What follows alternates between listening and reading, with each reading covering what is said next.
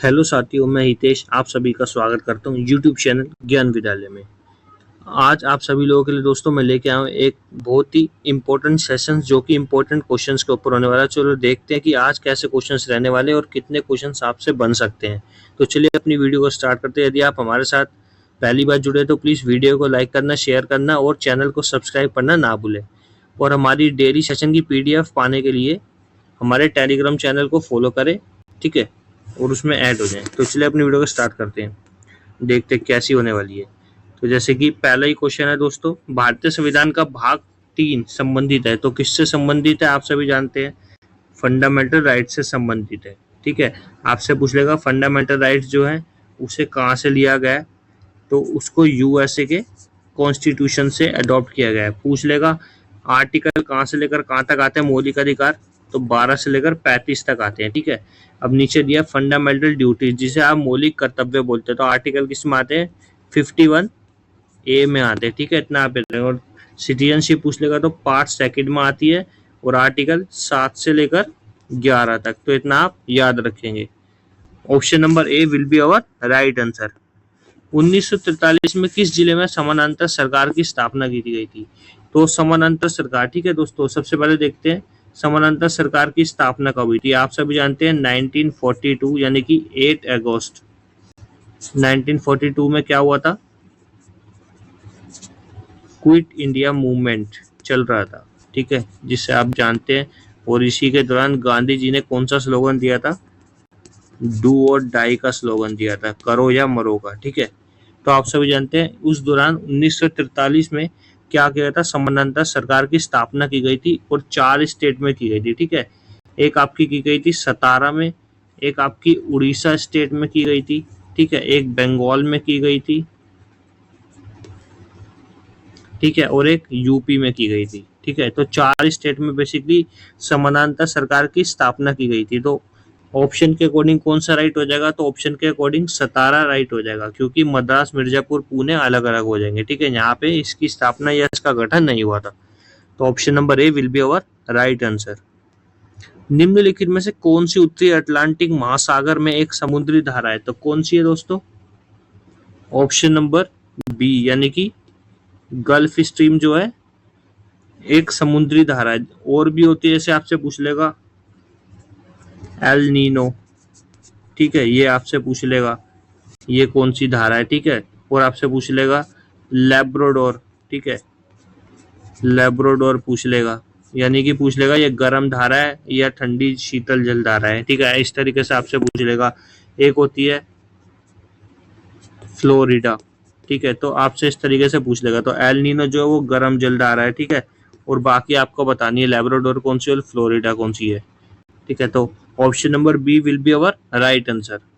बंगाल के किस राज्यपाल ने दोहरे शासन प्रणाली की शुरुआत की थी, तो किसने की थी, आप सभी जानते हैं विलियम बेंटिक ने की थी। और आप सभी जानते हैं विलियम बेंटिक ने 1829 में सती प्रथा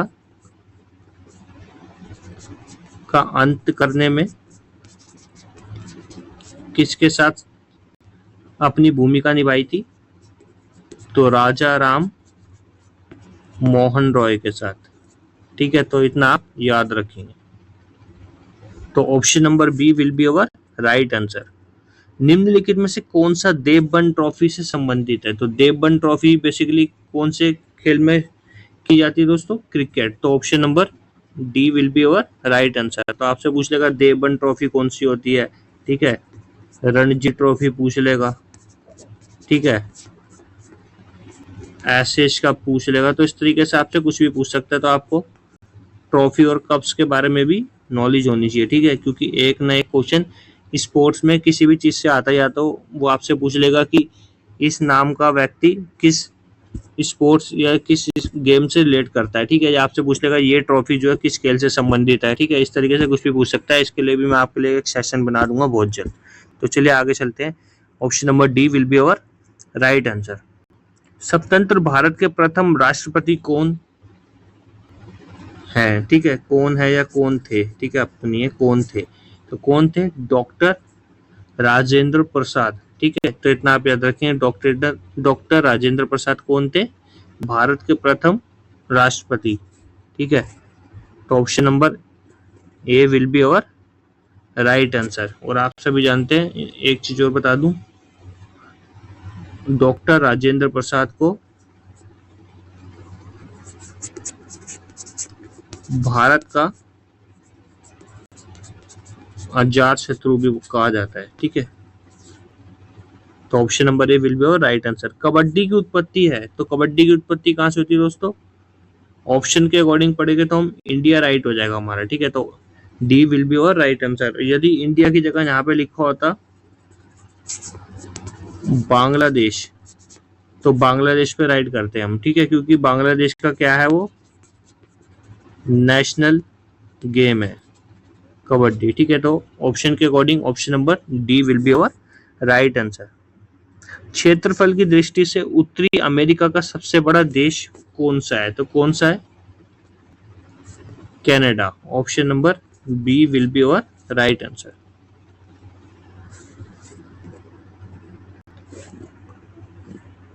हरिजन पत्रिका का प्रकाशन किसने किया? तो हरिजन पत्रिका का प्रकाशन किसने किया था दोस्तों? महात्मा गांधी जी ने। ठीक है, कब किया था? 1933 के लगभग। ठीक है, तो इतना आप याद रखेंगे। और ये किसके, यानी कि ये किसके बदले में आई थी? ठीक है, तो ये आपको बताना है। यंग इंडिया के बदले में आई थी, ठीक है, या इंडियन ओपिनियन। ठीक है, तो ये आपको कमेंट करके बताना है, इंडियन ओपिनियन के बदले आई थी या यंग इंडियन के बाद आई थी। ठीक है, तो ये आपको बताना है। तो option number A will be our right answer. निम्नलिखित में से कौन सी नदी यमुना के दाहिने किनारे की सहायक नदी है? तो यमुना के दाहिने किनारे की आप सबसे पहले बात आती है यमुना। ठीक है, यमुना की लंबाई आपसे पूछ लेगा, तो 1376 इसकी लंबाई होती है। ठीक है, तो अब पूछ रहा है कि यमुना नदी के दाहिने किनारे की सहायक नदी। ठीक है, तो आप सभी जानते हैं, आप ऑप्शन के अकॉर्डिंग हम पढ़ें तो इसमें दो इसकी ट्रिब्यूटरीज है, केन और हिंडन। लेकिन जो केन है वो क्या है? इसकी दाहिने किनारे की सहायक नदी है। ठीक है, आपसे पूछ लेगा हिंडन नदी के किनारे बसा शहर कौन सा है? तो ये भी आपको याद होना चाहिए। ठीक है, गाजियाबाद। ठीक है, और मेरठ भी बोल सकते हैं आप। ठीक है, तो option number B will be our right answer. Doctor Salim Ali पक्षी अभ्यारण्य डैश राज्य में स्थित है? डॉक्टर सलीम अली, ठीक है, आप सभी जानते हैं डॉक्टर सलीम अली को क्या बोलते हैं? ठीक है, डॉक्टर सलीम अली को बर्ड्स मैन ऑफ इंडिया बोला जाता है। ठीक है, यानी कि इंडिया का बर्ड्समैन किसे कहा जाता है? तो डॉक्टर सलीम अली को। तो इनका डॉक्टर सलीम अली पक्षी अभ्यारण्य कहाँ पर है? तो गोवा स्टेट के अंदर है। ठीक है, आपका ऑप्शन नंबर सी राइट हो जाएगा, गोवा। ठीक है, तो option number C will be our right answer. Baul गायन कहाँ का एक लोक रूप है? तो बाउल कहाँ का है दोस्तों? बंगाल स्टेट का। ठीक है, पश्चिम बंगाल। तो option number B will be our right answer. Olympic की उत्पत्ति डैश से संबंधित है। ठीक है, अब ओलंपिक के बारे में आ गया है। ठीक है, तो ओलंपिक की उत्पत्ति कब हुई थी? ग्रीक देश में हुई थी। ठीक है, यानी कि ऑप्शन नंबर ए। अब पूछ लेगा, ठीक है, ऐसे क्वेश्चन भी ले सकता है कि यूनान के किस शहर में, ठीक है, ओलंपिक की उत्पत्ति हुई थी? तो ग्रीक। और यदि ग्रीक नहीं दे रखा होगा वहां पे, तो आपको दे रखा होगा क्या ऑप्शन में? एथेंस। ठीक है, तो ग्रीक की राजधानी एथेंस में कब हुई थी? 1896 में ओलंपिक की शुरुआत। ठीक है, तो 1896। तो इतना आप याद रखेंगे, option number A will be our right answer. योजना के तहत नवंबर 1946 में संविधान सभा का गठन किया गया, तो किसके कहने पर किया गया था? यानी कि किस समिति के आधार पर आप बोल सकते हैं, या किस प्लान के आधार पर किया गया था? तो कैबिनेट मिशन। ठीक है, तो कैबिनेट मिशन प्लान के आधार पर क्या किया गया था? संविधान सभा का गठन किया गया था। ठीक है, आप सभी जानते हैं साइमन कमीशन इंडिया में कब आया था? तो 1928 में आया था। इतना आप याद रखेंगे। ठीक है, हंटर कमीशन प्लान किस लिए बना था? जो 13 अप्रैल 1919 में जलियांवाला बाग इंसिडेंस हुआ था, उसकी जांच पड़ताल यानी कि उसके इंस्पेक्शन के लिए जो हंटर कमीशन बना था उसे बोलते हैं। ठीक है, इतना आप याद रखेंगे।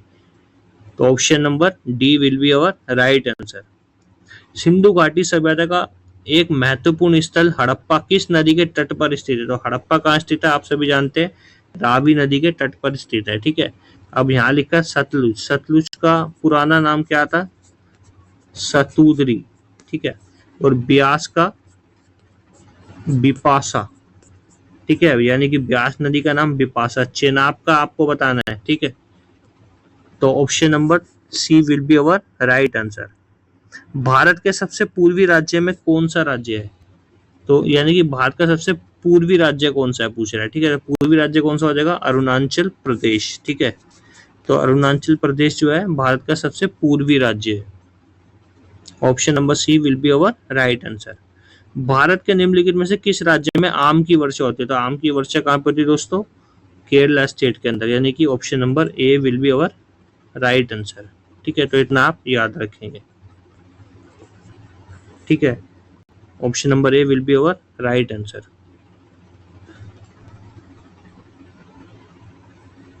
हरिप्रसाद चौरसिया ने किस क्षेत्र में प्रसिद्धि अर्जित की? यानी कि हरिप्रसाद चौरसिया जो वो किस खेल से संबंधित है? तो वो किस फील्ड से संबंधित है? तो किससे है? बांसुरी वादक है हरिप्रसाद चौरसिया। ठीक है, तो इतना आप याद रखेंगे। आप सभी जानते हैं तबले का आविष्कार, ठीक है, और सितार का वादक या सितार का आविष्कार किसे माना जाता है? जनक। तो अमीर खुसरो को माना जाता है। ठीक है, अमीर खुसरो से बहुत सारे क्वेश्चन बनते हैं। ठीक है, अमीर खुसरो का जन्म कहाँ हुआ, पहले ये पूछता है, तो पटियाली में हुआ था।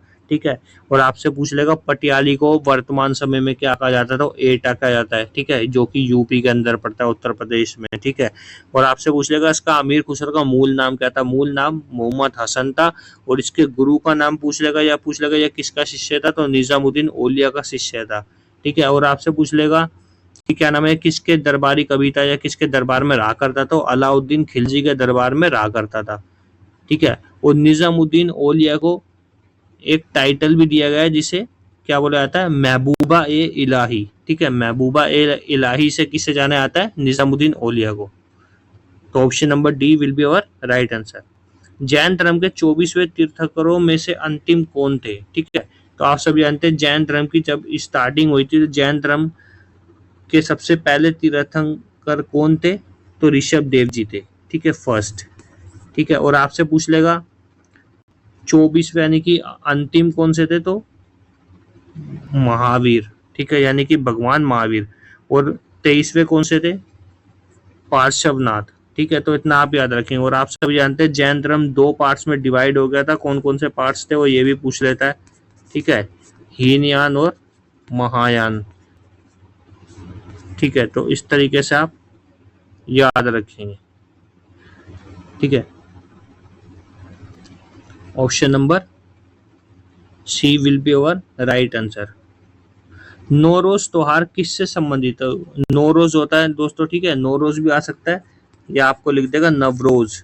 ठीक है, नवरोज त्योहार किससे, कौन से धर्म से संबंधित है? तो ये पारसी धर्म से संबंधित है। और इसको शुरुआत करने वाला कौन था ये आपसे पूछ लेगा, तो Balban.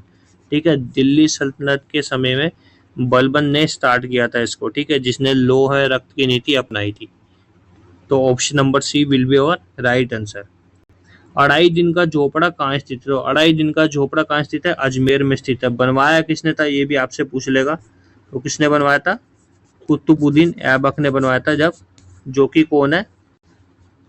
Founder of Ghulam dynasty, यानी कि गुलाम वंश का संस्थापक कुतुबुद्दीन ऐबक ने सबसे पहले दिल्ली के अंदर, ठीक है, दिल्ली के अंदर उसने इस्लाम प्रचार के लिए क्या बनवाई थी? एक मस्जिद बनवाई थी जिसका नाम था कुव्वत उल इस्लाम मस्जिद। ठीक है, तो ये भी आप याद रखेंगे, कुव्वत उल इस्लाम मॉस्क्यू या मस्जिद बनवाई थी। ठीक है, और उसके बाद दूसरा कार्य क्या कहता? अढ़ाई दिन का झोपड़ा बनवाया था जो कि अजमेर में स्थित है। तो इतना आप याद रखेंगे। तो option number A will be our right answer. Prince of Wales museum स्थित है, तो कहाँ स्थित है दोस्तों? ऑप्शन नंबर सी मुंबई में स्थित है। पशुपतिनाथ मंदिर स्थित है, पशुपतिनाथ मंदिर कहाँ स्थित है? कोलंबो, काठमांडू, मदुरई या बोरूबुद्र? मदुरई में तो नहीं है, ठीक है, ना बोरूबुद्र में ऐसा कोई टेम्पल का नाम सुना। तो आप बताएं कोलंबो यानी कि श्रीलंका में है या नेपाल में है? तो कौन सा हो जाएगा आपका option number B, Kathmandu Nepal में स्थित है पशुपतिनाथ मंदिर, जो कि शिव जी के लिए यानी कि शिव जी को समर्पित है। Option number B will be our right answer. भाषाई आधार पर सर्वप्रथम किस राज्य का गठन हुआ था? भाषाई आधार पर सर्वप्रथम किस राज्य का गठन हुआ था? आंध्र प्रदेश का। ठीक है, तो ये कब हुआ था? 1956 में। 1953 में क्या हुआ था दोस्तों? राज्य पुनर्गठन आयोग का गठन हुआ था, और राज्य पुनर्गठन अधिनियम जब पास किया गया था 1956 में, तो सर्वप्रथम क्या बनाया गया था? आंध्र प्रदेश पहला राज्य बना था जो कि भाषा आधार पर यानी कि उसकी एक अपनी क्या थी, एक लैंग्वेज के आधार पर, वो लिंग्विस्टिक बेसिस पर एक क्या बना था? स्टेट बना था। ठीक है, तो इसकी स्थापना कब हुई थी ये भी पूछ लेगा। आंध्र प्रदेश की तो 1 नवंबर 1956 को हुई थी। और ये पूछता है उस समय जब राज्य पुनर्गठन आयोग की स्थापना या अधिनियम पास हुआ था, उस समय कितने स्टेट और कितने यूनिक टेरिटरीज थे? तो कितने थे? 14 राज्य और 6 केंद्र शासित प्रदेश थे। तो इतना भी आप याद रखेंगे। तो option number B will be our right answer. उन महाद्वीपों के नाम बताइए जो एक दूसरे की दर्पण छवि बनाते हैं। तो कौन कौन से बनाते हैं? Option number C will be our right answer, Africa और साउथ अमेरिका। गुवाहाटी निम्नलिखित में से किस नदी के तट पर स्थित है? गुवाहाटी कहाँ स्थित है दोस्तों? ब्रह्मपुत्र रिवर के। ठीक है, अब ब्रह्मपुत्र की आपसे लंबाई पूछ लेगा तो ये भी पता होनी चाहिए, 2900 किलोमीटर इसकी लंबाई है। और ठीक है, इसको तिब्बत में सांगपो के नाम से जाना जाता है। और जब भारत के अंदर कहाँ से प्रवेश करती है? अरुणाचल प्रदेश से प्रवेश करती है, और इसको दिबांग, दिहांग आदि नामों से जाना जाता है। ठीक है, अरुणाचल प्रदेश के अंदर। तो इतना आप याद रखेंगे। तो option number D will be our right answer.